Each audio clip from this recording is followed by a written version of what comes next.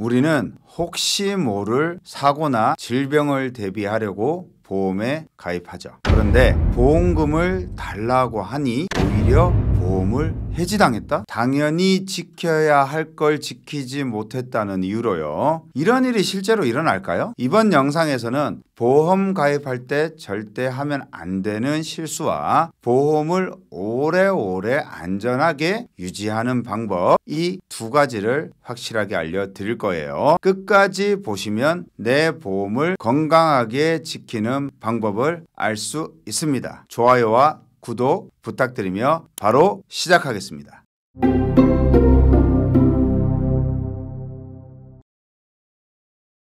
안녕하세요. 보험 전문가 사남매 아빠입니다. A씨는 보험에 가입한 지 1년 8개월이 지난 후 보험금을 청구했어요. 그런데 갑자기 보험회사에서 사고 조사를 하더니 보험을 해지해버렸어요. 너무 황당하겠죠? 왜 그럴까요? 이유는 보험 가입 할 때 알릴 의무를 위반했다는 거예요. 그 결과 보험도 해지당하고 보험금도 못 받았습니다. 이게 정말 맞는 걸까요? 또 다른 예시도 볼게요. B씨의 경우도 비슷한 상황이에요. 회사에서 사무직으로 일하다가 퇴직 후 가볍게 일용직 일을 시작했어요. 그런데 어느 날 사고를 당해 보험금을 청구했더니 보험사가 갑자기 해지 통보를 했는데요. 이유는 직업이 바뀌었는데 미리 알리지 않았다는 거예요. 보험은 예상치 못한 사고나 질병으로 인한 경제적인 어려움을 덜기 위해 드는 건데 정작 필요할 때 보험이 해지된다면 얼마나 억울할까요? 이런 일들은 누구에게나 충분히 일어날 수 있습니다. 자, 우리가 보험 가입을 하면 소비자들은 약관을 받게 되어 있는데요. 약관이 뭐냐면 내가 가입한 보험은 어떻게 보상을 받을 수 있고 어떨 때 보험금을 주는지에 관한 약속이 적혀 있는 책이라고 보시면 됩니다. 펼쳐보면 보통 약관, 특별 약관 이렇게 나뉘는데요. 쉽게 말씀드리면 보통 약관은 암보험을 들어도 실비보험을 들어도 수술비 보험을 들어도 내용이 동일해요. 어디 약관에나 다 나오는 내용입니다. 특별 약관에는 질병수술비, 암진단비, 뇌혈관 진단비, 수술비 등등등 내용이 기록되어 있습니다. 하지만 보험의 기본이 되는 보통 약관을 알고 계신 분들은 많지 않아요. 왜 그럴까요? 대부분 보험을 설명할 때 진단비, 수술비, 치료비 이런 특약 위주로 설명하기 때문이에요. 그래서 보통 약관을 자세히 이야기하는 설계사를 만나보시기도 쉽지 않습니다. 사실 암보험이나 수술비 보험보다 더 중요한 내용이 보통 약관에 숨어 있습니다. 끝까지 보시면 분명히 도움 되실 거예요. 보험 가입할 때 설계사들이 무조건 물어보는 게 있죠. 보험 계약 전 알릴 의무에 관한 내용을 물어봅니다. 일명 고지사항이라고도 하죠. 고지사항은 건강체와 간편보험인 유병자와 내용이 조금 다른데요. 오늘은 그걸 말씀드리지는 않을 거고요. 고지사항 내용이 무엇인지는 보험 가입할 때 담당 설계사가 친절히 안내 도와드릴 겁니다. 약관을 보면 계약 전 알릴 의무 및 위반 시 효과, 계약자 또는 피보험자는 보험 계약을 청약할 때 청약서의 질문사항에 대하여 사실대로 기재하고 자필 서명을 하셔야 합니다. 여기서 중요한 단어는 질문사항과 사실대로 기재입니다. 가끔 걱정이 많으신 고객님들이 청약서 질문사항과 관련 없는 내용을 얘기하시면서 이것도 고지해야 돼요, 저것도 고지해야 해요 라고 물어보시는데요. 그럼 저는 질문사항에 있는 내용만 답하시면 됩니다라고 합니다. 질문사항에 제대로 답했다면 보험금 받을 때 문제없으니 안심하라고 말씀도 드리고요.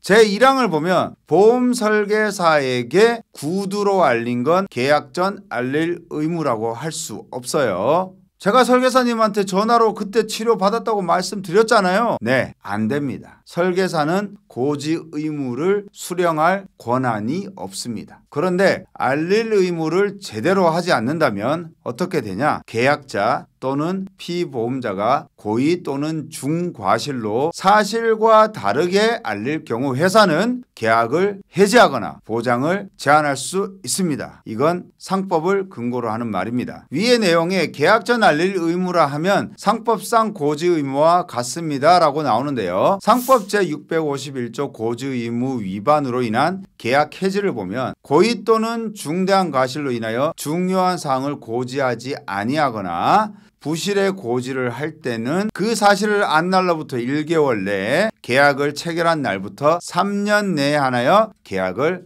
해지할 수 있다. 여기서 중요한 사항이란 뭘까요? 중요한 사항은 제대로 고지했다면 보험회사가 가입을 거절하거나 가입 금액을 줄이거나 보장을 제외시키거나 보험금을 삭감, 보험료를 더 받거나 등 계약을 받아들이는 데 있어서 영향을 줄 수 있을 만한 걸 중요한 사항이라고 합니다. 예를 들면 폐렴으로 일주일간 입원한 사실을 숨기고 보험가입을 했는데 만약에 제대로 고지했다면 폐 쪽으로 할증, 즉 건강할 때 가입하는 사람보다 보험료를 더 받는다든지 아님 폐 쪽으로 몇 년간은 치료받아도 보험금 안 줍니다라는 부담보를 걸고 보험회사가 계약을 받아들일지 아닐지 영향을 줄 수 있는 내용을 중요한 사항이라고 합니다. 이해되시죠? 자, 그럼 알릴 의무를 위반했으면 어떻게 될까요? 회사는 아래와 같은 사실이 있을 경우에는 손해 발생 여부에 관계없이 이 계약을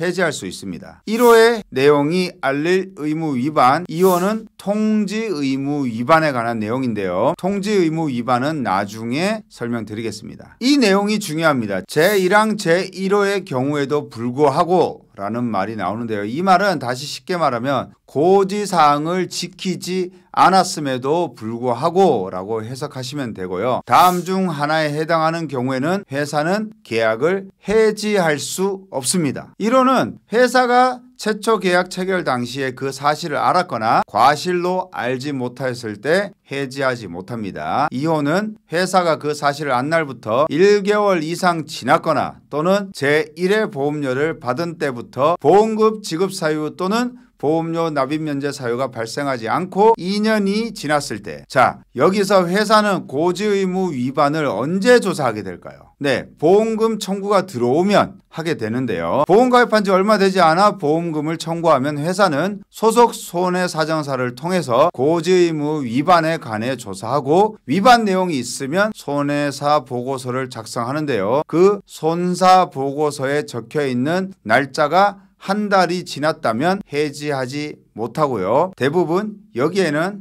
해당 안 되겠죠. 다음 내용이 오해를 많이 하시는데요. 보험금 지급 사유 또는 보험료 납입 면제 사유가 발생하지 않고 2년이 지났을 때입니다. 많은 분들이 여기서 청구하지 않고 2년이 지나야 된다고 아시는데 그게 아니고요. 그 보험에 청구했으면 보험금 줄 일 없이 2년이 지났다면 해지 못한다는 얘기입니다. 예를 들어 종신보험에 가입하면 사망하지 않고 2년이 지나면 되고요. 수술비 보험에 가입하면 수술하지 않고 2년, 실손에 가입하면 병원 치료 받지 않고 2년이 지나면 해지할 수 없습니다. 여기서 하나 중요한 개념이 있습니다. 나름대로 설계의 철학이 나올 수 있는 거죠. 저는 32개 보험사를 모두 설계하고 판매할 수 있는 보험 대리점 소속 설계사입니다. 보험 대리점에 있다는 장점이 뭘까요? 소비자들이 보험을 설계할 때 한 곳에 몰아서 설계하지 않고 나눠서 조합해서 설계를 할 수 있다는 거죠. 즉 하나의 종합 건강보험을 완성하려면 3개 이상의 회사 필요한 거죠. 왜냐? 가장 저렴한 플랜을 찾기 위해서가 첫 번째 이유고 그 다음에 이런 알릴 의무 위반으로 인해 문제가 되지 않기 위해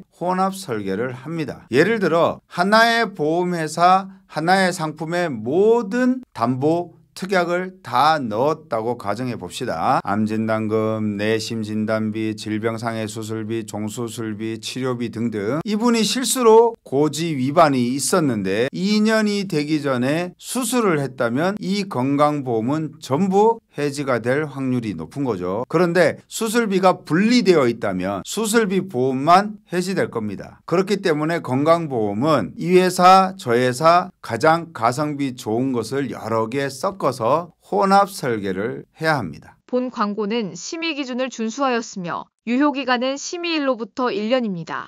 3호는 최초 계약을 체결한 날부터 3년이 지났을 때입니다. 3년이 진짜 중요한 기간입니다. 예를 들어 암보험을 가입하고 2년 6개월의 진단을 받고 청구를 하려고 하는데 가입 당시 고지사항을 제대로 했는지 가물가물하다면 6개월 후에 3년이 지나고 나서 청구하라고 권면을 드립니다. 이유는 3호에 나와 있는 계약을 체결한 날부터 3년이 지나면 해지할 수 없다는 내용 때문이죠. 5호는 설계사가 알릴 의무를 제대로 하지 못하게 방해해서 가입한 계약은 해지할 수 없습니다. 이렇게 표현하면 더 자연스럽고 쉽게 이해될 거예요. 설계사님, 저 예전에 땡땡 질병으로 입원한 적이 있었더라고요. 이거 다시 고지해야 하나요? 그랬더니 설계사가 그거 괜찮아요. 고지 안 해도 되고 3년만 지나면 다 보장돼요 라고 했어요. 그런데 나중에 아프거나 다쳐서 보험금을 청구했더니 보험사에서 고객님 고지 의무 위반으로 계약이 해지됩니다 라고 하는 거예요. 아니 설계사가 안 해도 된다고 했어요. 카톡도 있고. 그런데 채 3년이 되지 않아서 아프거나 다쳐서 보험금을 청구했더니 보험사에서 고객님 고지 의무 위반으로 계약 해지됩니다 라고 하는 거예요. 아니 설계사가 안 해도 된다고 했어요. 카톡도 있고 녹음도 있어요 하고 증거를 내밀면 어떻게 될까요? 보험사는 보험금을 줘야 합니다. 그리고 계약도 유지가 됩니다. 다만 보험사가 손해본 금액을 담당 설계사에게 구상권으로 청구할 수 있죠. 아무리 계약이 급해도 고지사항을 어기도록 조장하는 건 설계사로서 할 일은 아닙니다. 6항 내용이 중요해요. 제1항에도 불구하고 1항 내용이 뭐냐면 고지의무 위반, 통지의무 위반으로 계약을 해지함에도 불구하고 이런 뜻입니다.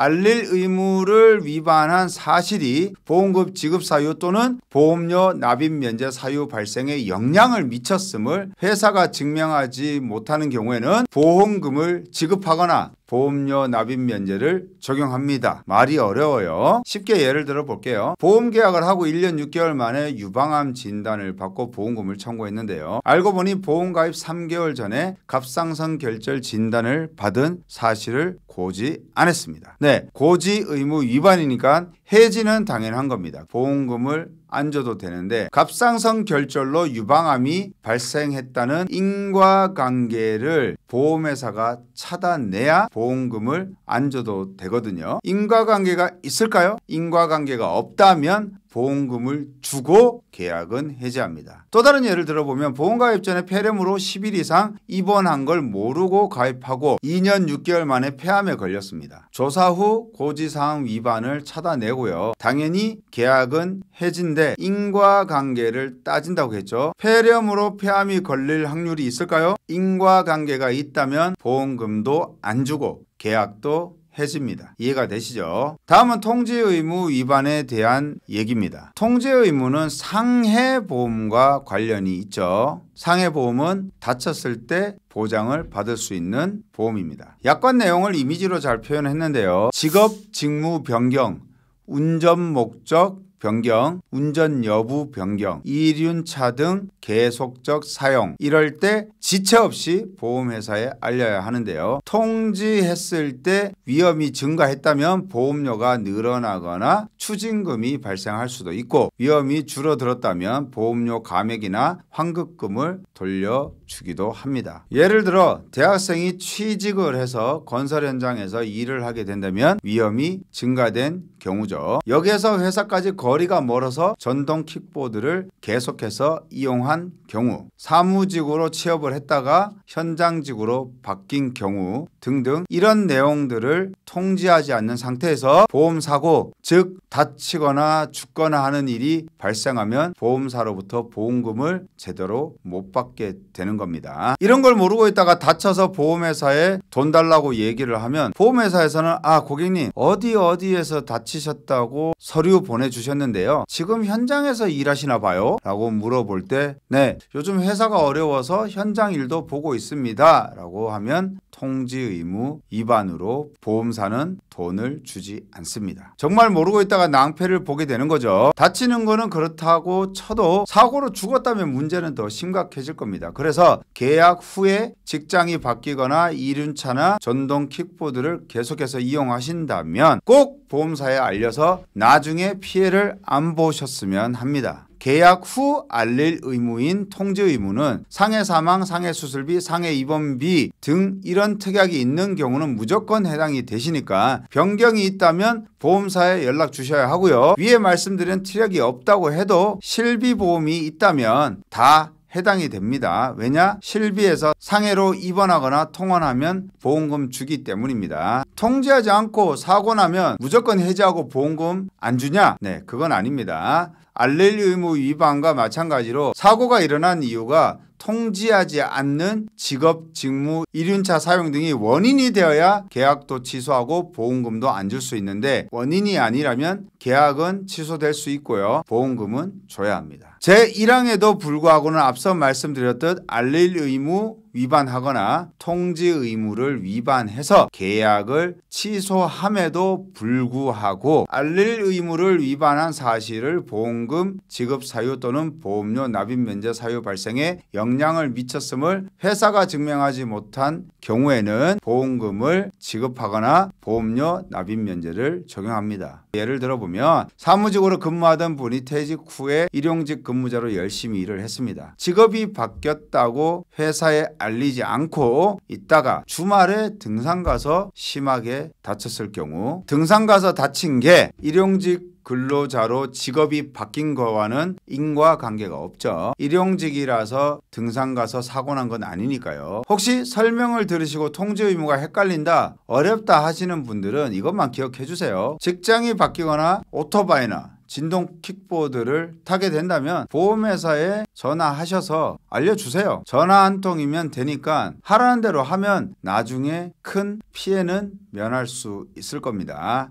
그리고 하나 팁을 드리자면 우리 자녀가 나중에 운동선수를 할 것 같다든지 위험한 업종에 일하게 될 것 같다면 상해보험을 가입하되 통지 의무가 약관에 없는 곳을 찾아서 가입하시는 걸 추천드립니다. 담당 설계사한테 연락하시면 다 알고 계실 거예요. 이번 영상에서는 계약 전 알릴 의무와 계약 후 알릴 의무에 대해 얘기했는데요. 보험회사와 고객과의 약속을 적어놓은 약관이라는 책에 기록되어 있는 대로 하시면 나중에라도 아무 문제는 없을 겁니다. 잘 모르겠고 헷갈리면 보험 전문가에게 문의 주시면 되죠. 저는 32개 보험사의 상품을 면밀히 조사해서 고객들에게 가장 합리적인 플랜을 제시하는 보험 대리점 소속 설계사입니다. 보험에 관해 궁금하신 게 있으면 편하게 연락 주세요. 오늘 내용이 좋으셨다면 좋아요와 구독 부탁드립니다. 감사합니다.